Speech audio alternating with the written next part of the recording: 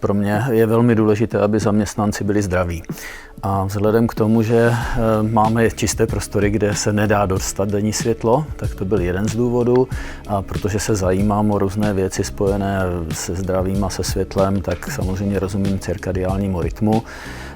Vím, co dělají monitory, mobily, počítače naším očím, takže to byl jeden z hlavních důvodů, kde jsme vlastně začali. A o SpectraSoul jsem se dozvěděl někde z přednášky pana Medřického kdysi strašně dávno, jo, takže mě to zaujalo.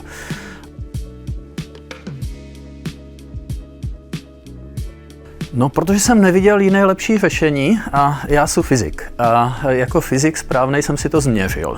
Takže jsme na začátku koupili měřák a změřili jsme si spektra vás i některých vašich konkurentů a zjistili jsme, že opravdu máte to nejlepší spektrum. Takže jednoduchý důvod. Data.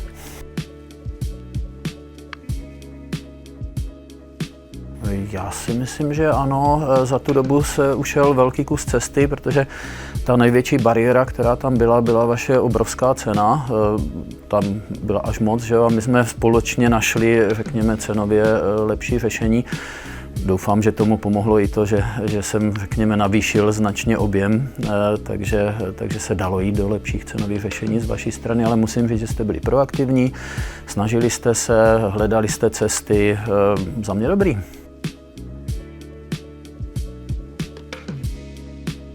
Úprava cirkadiálního rytmu. Protože, jak jsem řekl, u nás zhruba 600-700 lidí pracuje v čistých prostorách, kde není denní světlo. Samozřejmě mají možnost chodit nějaké ty přestávky na denní světlo, ale víte, jak to funguje. Navíc, když se podíváte v kancelářích, krásný příklad moje kancelář, tak jako jste pár metrů od okna a už je tam strašně málo denního světla. Že?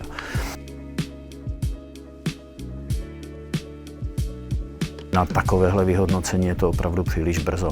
To, co mám, jsou některé, řekněme, pozitivní odezvy jednotlivců, například kolegyně, která mívá migrény a proto se snaží stlumovat světlo. Tady, jak vidíte, mám jako spíš hodně silné osvětlení, to byly ty první prototypy, takže tady je někde kolem 800 luxů podle mě a jí to světlo nedělá problém.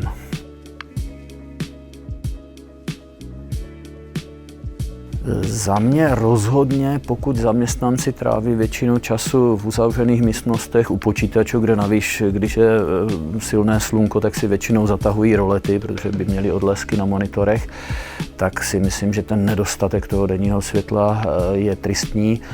Takže ano, jsem příznivcem k tomu vytvořit osvětlení, které se co nejblíž blíží slunečnímu, takže rozhodně bych doporučil. A samozřejmě naprosto jednoznačně v provoze, kde ten nedostatek slunečního světla je obrovský. Je taky dobré se podívat z pohledu našich hygienických norem a toho, jak firmy vlastně využívají prostor. Když se podíváte na naše normy, teď jsou jenom u množství světla, tak vlastně jste schopni, abyste to dodrželi, dát zhruba 2,5 stolu od okna. Jo? A pak už ten prostor nemůžete využít, takže musíte kanceláře dělat na malou hloubku, protože tam nemáte dost slunečního světla.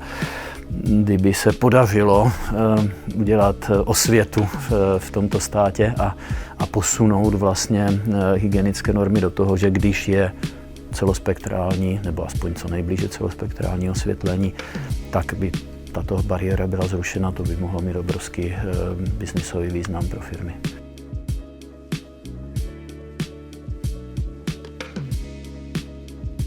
Tím, čím jsem začal, bylo, že jsme instalovali světla do mé kanceláře, abych si to sám vyzkoušel, nebudu nutit lidi do něčeho, co nemám sám na sobě odzkoušeno. Ano, to světlo je pro mě příjemné, líp se mi při něm funguje, řekl bych, méně usínám, když jsou na nudném meetingu, takže ano. A ještě možná to, co jsme se bavili na začátku, moje obrovská 30letá kapradina, zdá se, že ho taky má ráda, takže roste lépe.